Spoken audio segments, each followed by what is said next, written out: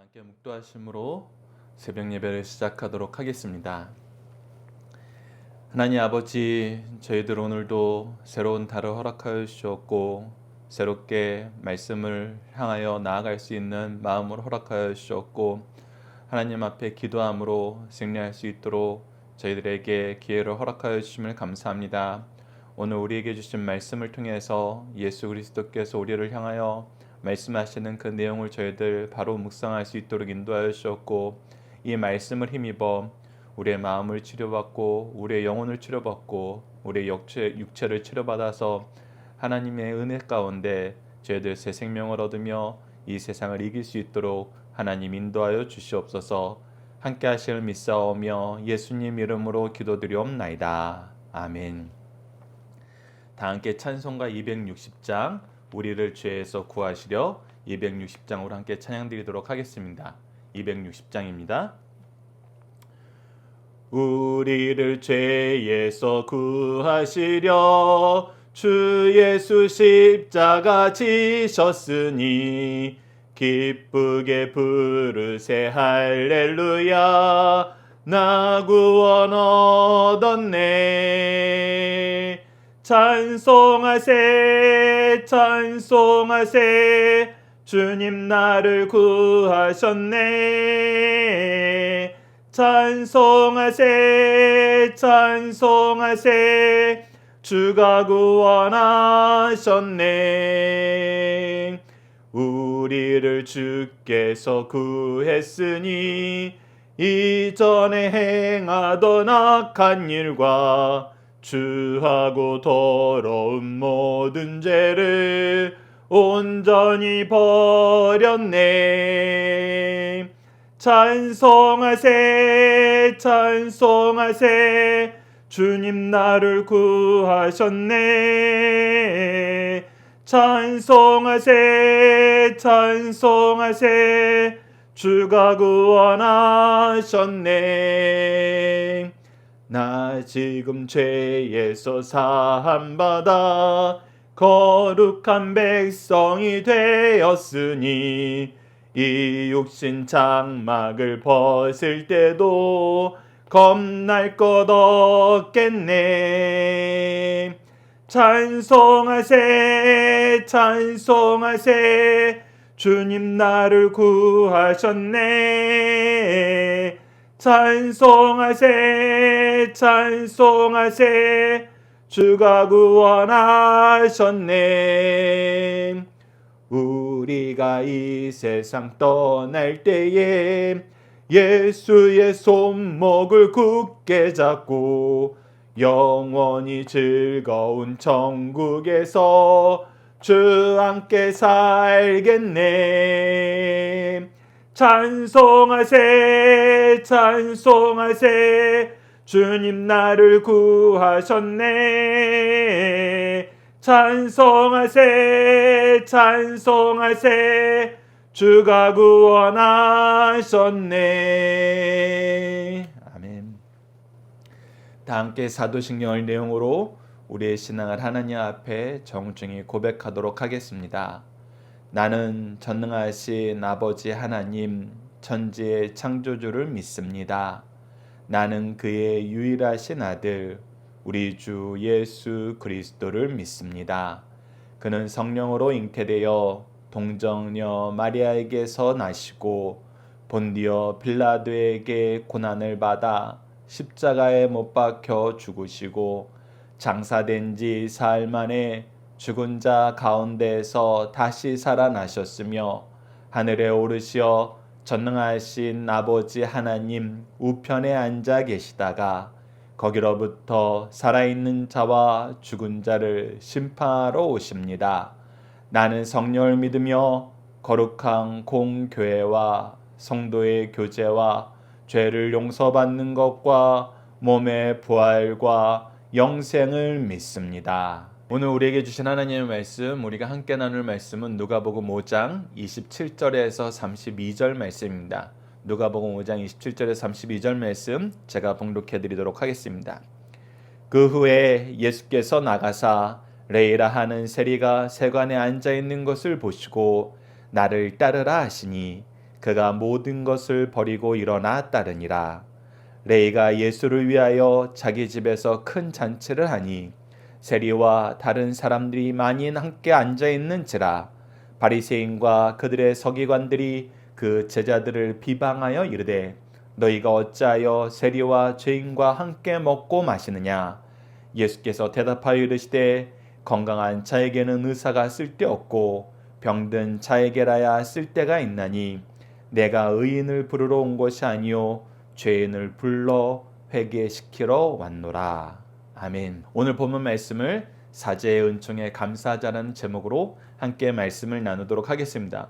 오늘 말씀은 크게 두 단락으로 나눠서 보고자 합니다. 첫 번째 단락은 27절에서 28절 말씀입니다. 이 단락을 예수님을 레이가 무엇을 하고 있을 때 부르셨나요? 키워드는 일할 때, 부르심, 순종이라는 것입니다.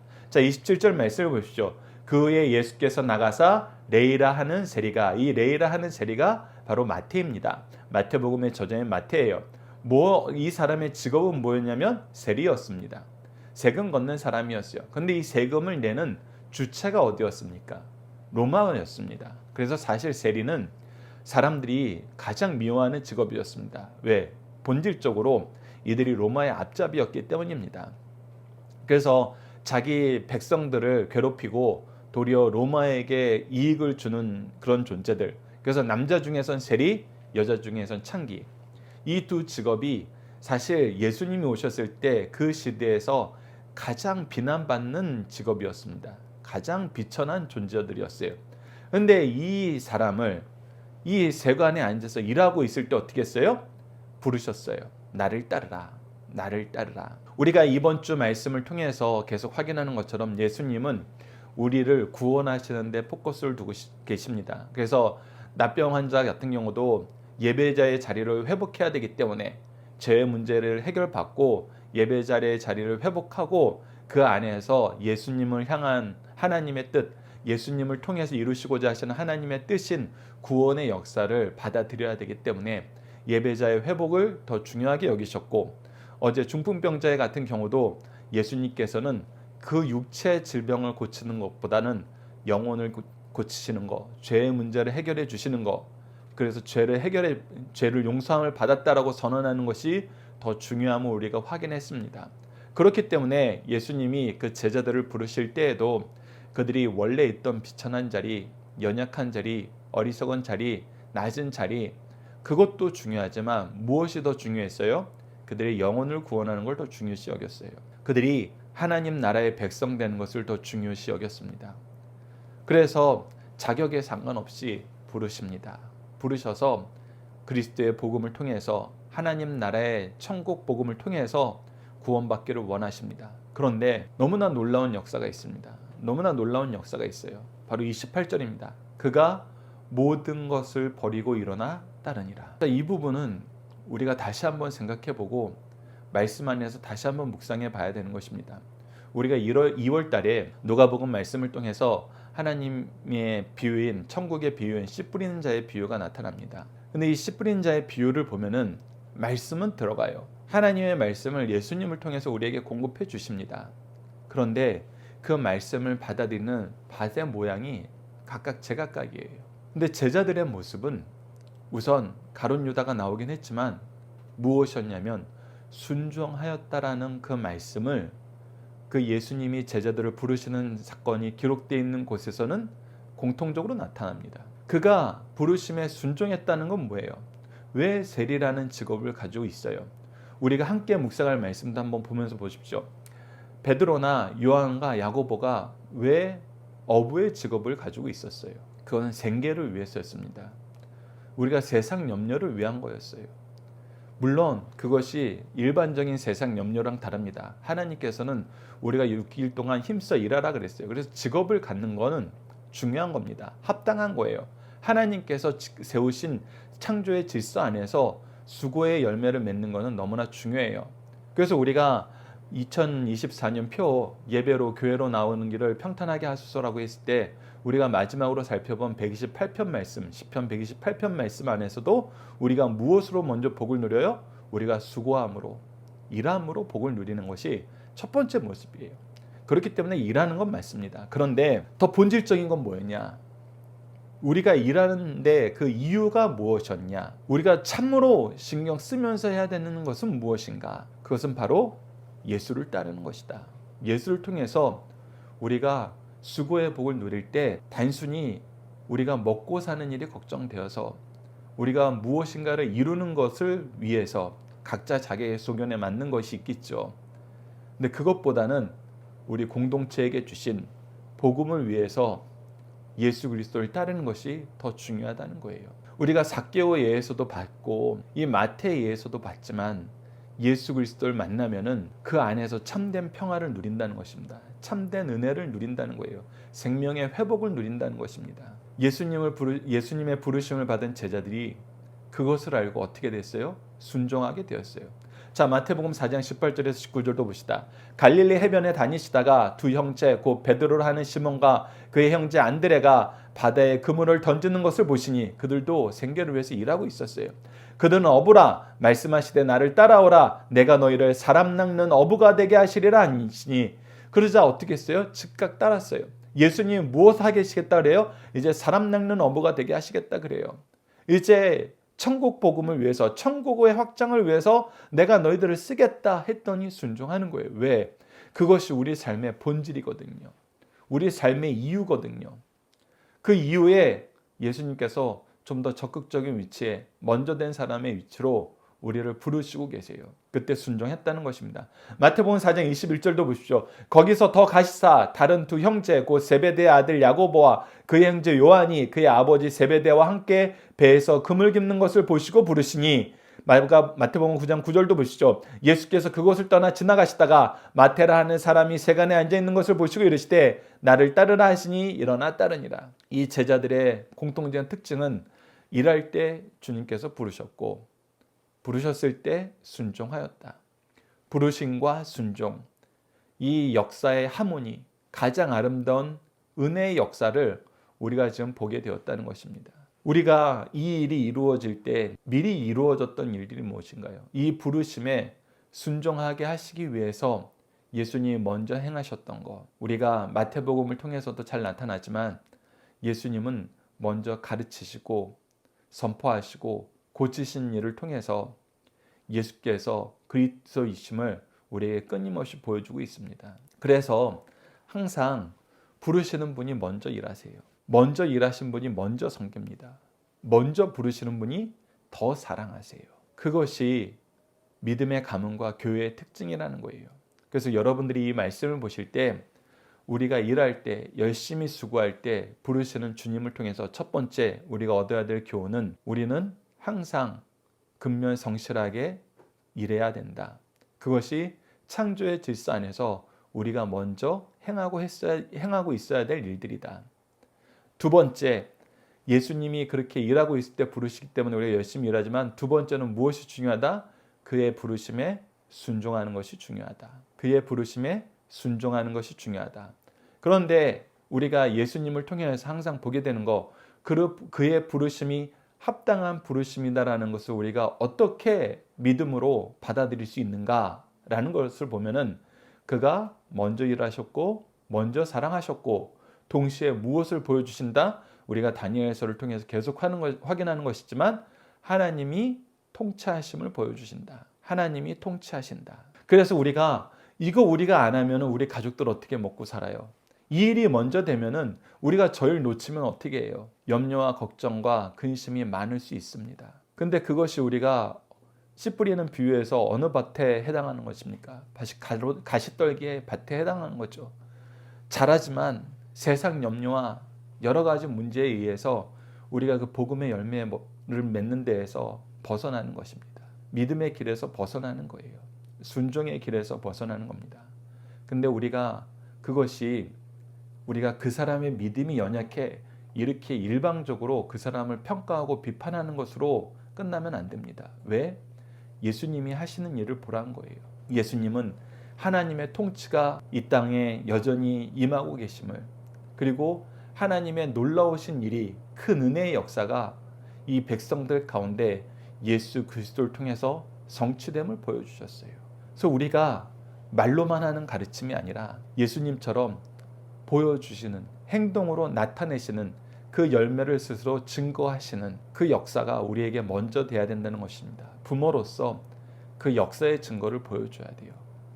우리가 단순하게 간단하게 생각해서 예배 드려라, 말씀으로 시작해라 그랬을 때에는 예배의 간격과 말씀의 능력과 기도의 온전한 성취를 우리가 먼저 그들에게 보여줄 수 있어야 돼요. 그렇지 않으면 자녀들이 그냥 말에 순종하는 것은 때로는 그 아이들이 너무나 순수하고 순종적이고 하나님을 잘 믿어서 순종하는 수 있어요. 그런데 우리가 아무런 증거도 보여주지 않고 그들이 아무런 경험도 못한 상태에서 계속 말만 이루어지면은 나중에 아이들도 지칩니다. 아이들도 외면하게 돼요. 그래서 선생의 모습도 중요하다. 그래서 세 번째는 우리가 먼저 일해야 된다. 우리가 먼저 증거해야 된다. 우리가 먼저 사랑해야 된다. 예수님의 부르심에는 이 세 가지 측면이 다 있었다는 거 다시 한번 기억하십시오. 첫 번째, 우리가 항상 수고할 때 하나님께서 우리를 쓰시길 기뻐하신다. 두 번째, 하나님의 부르심 안에서는 우리가 순종해야 된다. 세 번째, 그 모든 일을 우리가 이제 실천할 때에는 우리가 예수님처럼 먼저 일하고 먼저 사랑하고 끝까지 사랑해야 된다. 그 증거를 우리가 보여줄 수 있어야 된다. 이것을 여러분들께서 꼭 기억해 주시기 바랍니다. 자, 이제 두 번째 단락을 보도록 하겠습니다. 두 번째 단락은 29절에서 32절 말씀인데 이 단락을 사람을 대하는 바리새인들과 예수님의 생각의 차이는 무엇인가요? 키워드는 하나님의 기쁨이 무엇인지 알아야 되고 회개와 비방과 사랑과 의사와 구원이라는 것입니다. 자, 우리가 교회 안에서 보면은 비방하는 사람이 사랑하는 사람인가? 사랑하는 사람이 비방하는가? 이 두 가지를 좀 구분해서 보셔야 돼요. 사실 비방과 사랑이 함께 있기란 굉장히 힘듭니다. 굉장히 힘들어요. 우리 부모들이 자녀들의 모습 속에서 속상한 게 있어서 속된 말로 뒷소리, 뒷속말 하면서 아이들이 안 볼 때에는 친구들 만나서 같이 구역에 있는 권사님들, 집사님들 만나서 때로는 하소연처럼 얘기할 때가 있잖아요. 근데 여러분들 부모들이 하소연처럼 얘기하는 그 뒷담화가 비방인가요? 그거는 비방하고 좀 다르죠. 말 그대로 하소연이에요. 그 하소연의 본질은 사실 함께 기도하고 기도로서 함께 도와달라는 얘기예요. 평상시에 우리 아이들이 이런 연약함이 있으니까 여러분들도 교회에서 보시면은 좀 위로해 주시고 더 사랑해 주시고 관심 가져 주시고 평상시에도 기도해 주세요. 이거는 뭐예요? 회복을 위한 푸념이에요. 표현력이 좀 우리가 지혜롭지 못해서 그러지만 그것을 표현한 거예요. 비방은 사실 잡아먹으려고 그러는 거예요. 잡아먹으려고 그러는 거예요. 그런데 사랑하는 사람을 잡아먹으려고 그러진 않아요. 사랑하는데 잡아먹으려고 그러진 않아요. 그래서 거짓 선지자들, 거짓 선생들의 특징이 뭐였습니까? 자기 배를 배불리 하려는 이리 같은 자들이란 거예요. 이리가 양 울타리에 침범하는 이유는 딱 하나예요. 잡아먹고 싶어서. 사랑해서 내가 왔어 그러지 않아요. 그래서 여러분들 이 비방과 사랑은 완전히 대척점에 있습니다. 그래서 내가 봐야 돼요. 나도 스스로를 점검해야 돼요. 나는 비방하는 사람인가? 사랑하는 사람인가? 사랑하는 사람이면 일반 사람들이 비방하는 그 비방을 내가 채워주려고 그래요. 우리 아이가 그 부분이 약하니까, 우리 목사님이 그 부분이 연약하니까, 우리 장로님이 그 부분이 연약하니까, 그러면서 서로의 약점을 감싸주려고 그럽니다. 서로의 약점을 채워주려고 그래요. 그게 사랑이에요. 근데 비방은 그걸로 계속 불만을 토로하는 거예요. 계속 자기가 너무 마음에 안 드는 일이 있는데 왜 그거를 못 고치는지 난 도무지 이해가 안 간다고 그러면서 끊임없이 그것을 소문내고 끊임없이 그것을 공격하는 거예요. 여러분, 특히 내가 누군가를 비방할 수 있고 평가할 수 있고 판단할 수 있는 위치에 있다라고 우리가 착각하게 되는 경우가 있어요. 그런 경우가 언제냐면 우리가 부모 되었을 때, 우리가 선생 되었을 때예요. 오늘 본문에서도 그 내용이 나옵니다. 자, 29절 보십시오. 레이가 예수를 위하여 자기 집에서 큰 잔치를 하니, 이 마태가 예수님의 부르심이 너무 기쁜 거예요. 근데 여러분들이 너무 기쁘다는 부분에 대해서 우리가 지금 현실적인 감각을 통해서 봅시다. 그건 뭐였어요? 내가 일 잘하고 있고 사실은 벌이가 좋은 직업이 세리였어요.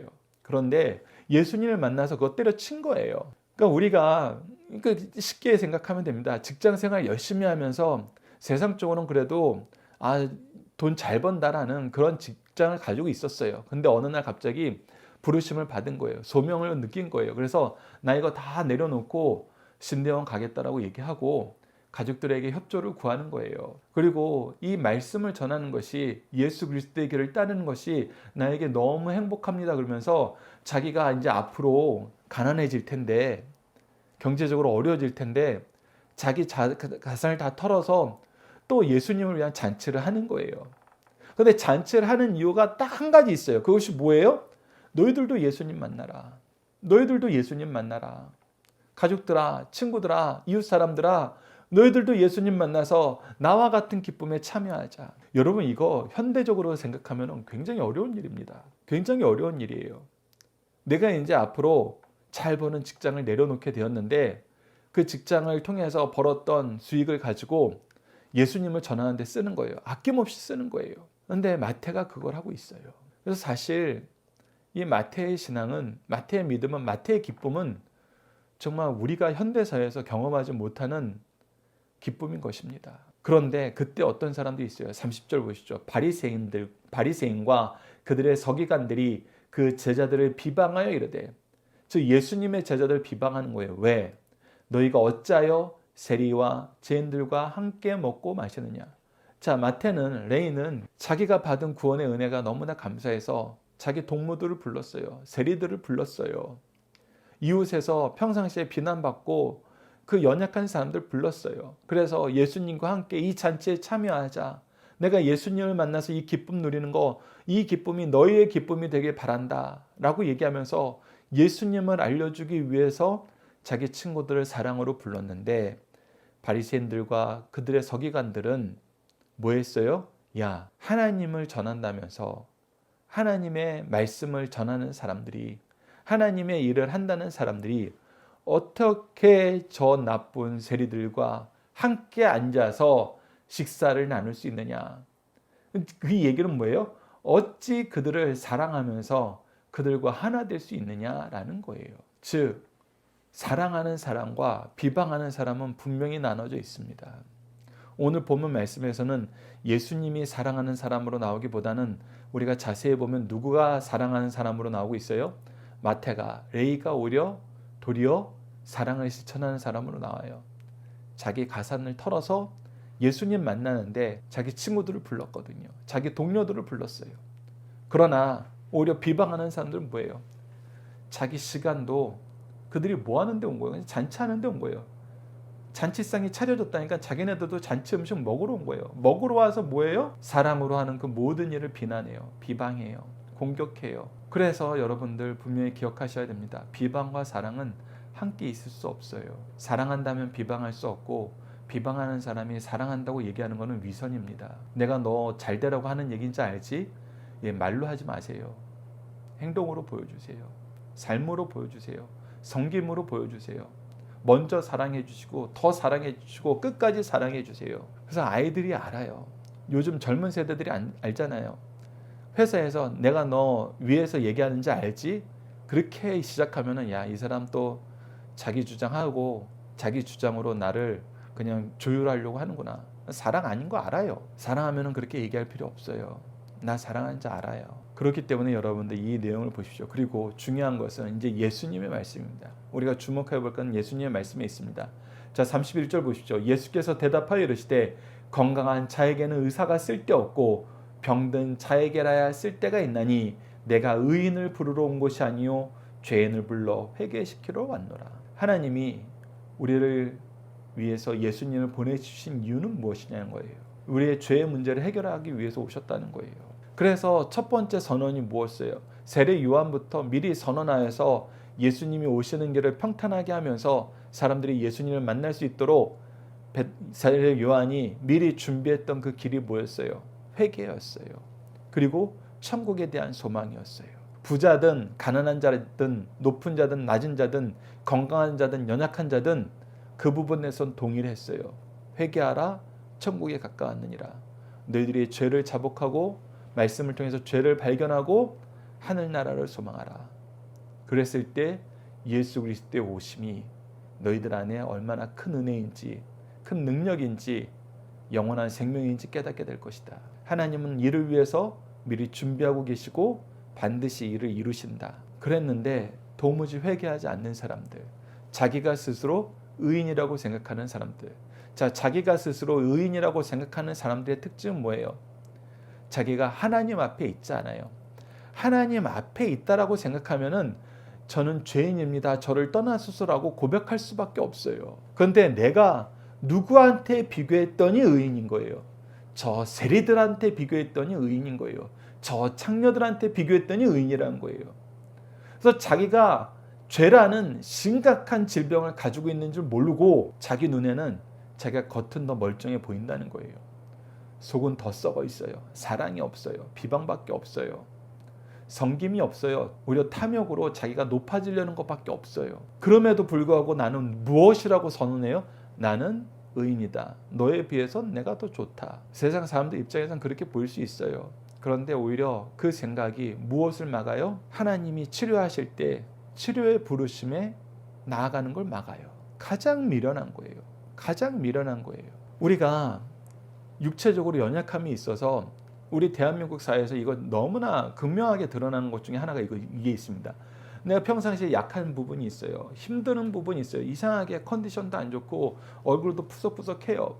그래서 걱정이 돼서 정기적으로 건강검진하는 분이 있어요. 우리나라는 정말 매년 이 2년에 한 번씩은 건강검진 할 수 있도록 나라에서 제도적으로 뒷받침을 해주잖아요. 그리고 의료보험이 잘 돼 있어서 웬만한 피검사 같은 거 하는 거, 엑스레이 찍는 거, 심지어 이제 CT까지 찍는 것도 의료보험에서 많이 커버를 해요. 그래서 내가 몸이 좀 안 좋으면은 매번 점검할 수 있어요. 그래서 미리 조기에 치료받을 수 있어요.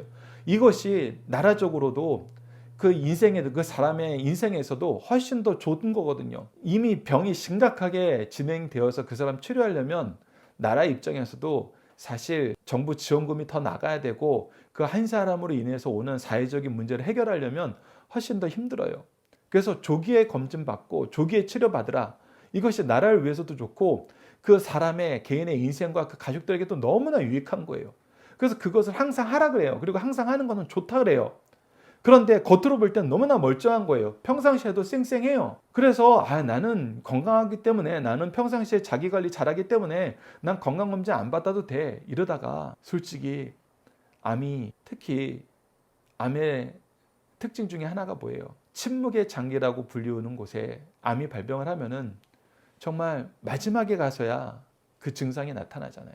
그럴 때는 겉으로는 너무 멀쩡했어요. 너무 멀끔했어요. 평상시에도 자기는 자기 관리 잘한다고 자랑하던 사람이에요. 자신감 있게 항상 앞장서서 일하던 사람이에요. 그런데 무너지는 건 순식간이잖아요. 그것처럼 여러분들 겉모습이 중요한 게 아니에요. 항상 하나님의 말씀으로 우리가 하나님 앞에서 나의 삶을 돌아볼 줄 알아야 돼요. 내가 의인이다 생각하고 내가 건강하다고 생각하는 사람들은 절대 하나님 앞에 있는 사람이 아닙니다. 절대 건강검진 받는 사람이 아니에요. 항상 누구랑 비교해요? 옆에 있는 사람이랑 비교해요. 나보다 못한 사람이랑 비교해요. 그것이 바로 이 바리새인들의 특징인데 그들이 깨닫지 못하는 건 무엇이다? 하나님의 기쁨이 무엇인지를 깨닫지 못한다. 회개의 은혜를 누리는 것을 스스로 거부하고 있다. 그래서 그들이 의사를 거부함으로 생명 얻음을 포기하는 것처럼 그들이 예수 그리스도를 거부함으로 구원받기를 포기하고 있다. 예수님은 지금 이 얘기를 하고 있는 거예요. 그러면서 동시에 우리가 분명히 알아야 될 것이 있습니다. 예수님은 이들을 고치기 위해서 오셨어요. 고치기 위해서 오셨어요. 죄인을 회개하시게 하기 위해서 오셨어요.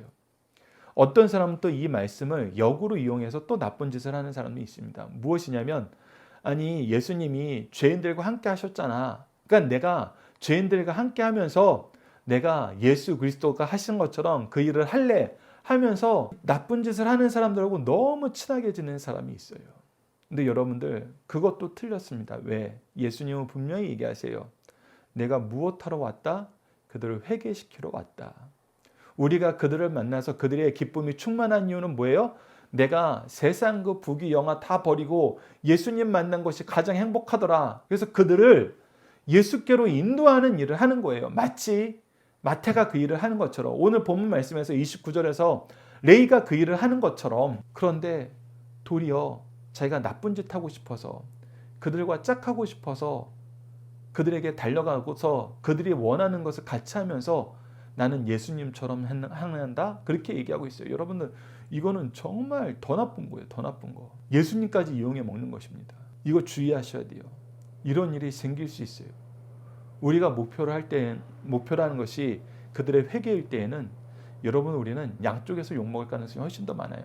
이쪽에서는 바리새인들처럼 비방하는 사람들한테 욕먹고, 저쪽에서는 야, 하나님 믿는 사람들 왜 다 그 모양이야, 너는 우리의 말 좀 따라봐 하면서 오히려 죄를 질 것을 강요받으면서 양옆에서 더 피곤할 때가 많아요. 근데 진짜 예수 그리스도의 복음을 위해서 일하는 사람들은 이 양옆에서 비방받는 거, 비난받는 거 두려워하지 않고 뭐 해요? 오직 그리스도의 복음을 위해서 수고한다는 것입니다. 누가 그러셨던 것처럼, 예수님이 그러셨던 것처럼. 이것이 그래서 힘든 길입니다. 근데 다시 한번 강조합니다. 우리가 가는 길은 쉬운 길 아니에요. 거저 먹는 길 아니에요. 그러나 하나님이 우리에게 약속해 주셨던 것처럼 우리가 가는 길은 반드시 그 수고의 열매를 통해서 복을 누리는 길이요, 생명을 살리는 길이요, 예수 그리스도의 승리와 영광을 우리가 소유하는 길이다. 그래서 그 길은 승리만 남는다. 하나님께서 기뻐하시는 영광만 남는다. 그것을 우리가 기억해야 됩니다. 우리가 함께 묵상할 말씀도 간략하게 보도록 하겠습니다. 누가복음 15장 7절을 보시죠. 내가 너희에게 이르노니 이와 같이 죄인 한 사람이 회개하면 하늘에서는 회개할 것이 없는 의인 99명으로 말미암아 기뻐하는 것보다 더하니라. 죄인인 걸 고백하고 회개하는 사람이 나타났을 때 하나님께서는 그것을 너무나 기뻐하신다는 거예요. 천군 천사와 함께 천국에 있는 모든 성도들과 함께 더 기뻐하신다는 것입니다. 마태복음 9장 13절과 호세아서 6장 6절 말씀의 인용인 마태복음 9장 13절도 봅시다. 너희는 가서 내가 긍휼을 원하고 제사를 원하지 아니하노라 하신 뜻이 무엇인지 배우라. 나는 의인을 부르러 온 것이 아니요 죄인을 부르러 왔느니라. 그래서 내가 겉으로만 예배 드린다는 게 중요한 것이 아니라 사실 하나님의 뜻대로 순종하면서 긍휼을 베푸는 하나님의 일꾼으로 이 세상을 사는 것이 중요하다는 거예요. 그래서 무엇을 하는 거예요? 죄인을 구원하는 일에 너희들의 시간과 재능과 물질을 사용해라. 마태가 예수 그리스도의 부르심을 받고 앞으로 그의 삶이 공공해지고 어려워질 건 알지만, 그럼에도 불구하고 내가 받은 이 은혜의 기쁨을 나누기 위해서 내가 내 돈을 모두 털어서 잔치를 여는 것처럼 우리도 하나님께서 우리에게 주신 이 기쁨을 맛보게 하는데 함께 순종으로 나아가자. 로마서 3장 10절을 보시죠. 기록된 바 의인은 없나니 하나도 없으며, 분명히 의인은 없으니 하나도 없다라고 얘기하셨습니다. 우리는 그걸 알아요. 내가 하나님 앞에 서면 그것을 고백할 수밖에 없어요. 그런데 그걸 안 해요. 그래서 우리는 회개하라 천국이 가까웠느니라 이 말씀처럼 우리는 하나님 앞에 설 줄 알아야 됩니다. 하나님 앞에 우리가 무릎 꿇고 우리가 얼마나 부족한 사람임을, 은혜가 없으면 살 수 없는 사람임을 고백하고 애통하는 기도로 우리의 영혼과 우리 주위에 있는 모든 죄인들의 영혼을 위해서 기도할 줄 알아야 돼요. 그래서 우리가 누가복음에서도 세례 요한이 얘기한 겁니다. 3장 83절을 보시죠. 그러므로 회개에 합당한 열매를 맺고 속으로 아브라함이 우리 조상이라 말하지 말라. 내가 너희에게 이르노니 하나님이 능히 이 돌들로도 아브라함의 자손이 되게 하시니라. 즉 내가 하나님 앞에서 하나님의 말씀 따르는 것보다 내 혈통을 더 자랑해요. 내 지금 신분을 더 자랑해요. 그거 하나님이 누구에든지 줄 수 있는 거예요. 그게 중요한 게 아니라는 거예요. 본질은 무엇이다? 하나님 앞에 서서 예수 그리스도의 복음을 받을 수 있는 회개의 은총을 간구하는 것이고 예수 그리스도의 부르심에 순종하는 것이다. 여러분 이 내용을 꼭 기억해 주시기 바랍니다. 자, 중심 사상 보도록 하겠습니다. 첫 번째, 우리 주님의 지상 사역의 중심은 죄인을 구원하시는 것이었습니다. 예수님은 당시 유대 지도자들이 가장 악한 직업이라고 지탄한 세례를 제대로 불러주셨습니다. 이 일로 구원의 절망적인 사람은 아무도 없다는 것을 보여주시고 계세요. 동시에 세례를 부르신 주님의 사랑을 공격한 자들은 여전히 회개가 없어 자기 의를 자랑한다는 것을 우리에게 깨닫게 하십니다. 이는 구원에 참여하지 못할 사람임을 스스로 입증하는 것이에요. 그래서 여러분들 비방하는 사람이 되는 거, 여러분들 그거 내가 높아졌으니까, 내가 자격이 생겼으니까 그렇게 생각하시면 큰 착각입니다. 스스로 구원을 거절하는 그 길에 들어설 수 있다는 거 우리가 주의해서 봐야 됩니다. 두 번째, 하나님께서 기뻐하시는 일 중 하나는 죄인이 회개하고 주께 돌아오는 일입니다. 주님께서 죄인 하나가 회개하고 돌아오면 큰 기쁨이 있다고 하셨습니다. 뿐만 아니라 회개하고 돌아온 죄인에게도 큰 기쁨이 있습니다. 마태는 회개하고 돌아온 후 큰 잔치를 베풀었습니다. 그리고 이웃에게도 이 큰 기쁨을 주게 됐습니다. 그는 이웃을 많이 초청하여 이 즐거움을 함께 나눴습니다. 이처럼 죄인 하나가 돌아온 것이 얼마나 큰 기쁨인가를 우리에게 보여주고 있습니다. 마지막 세 번째입니다.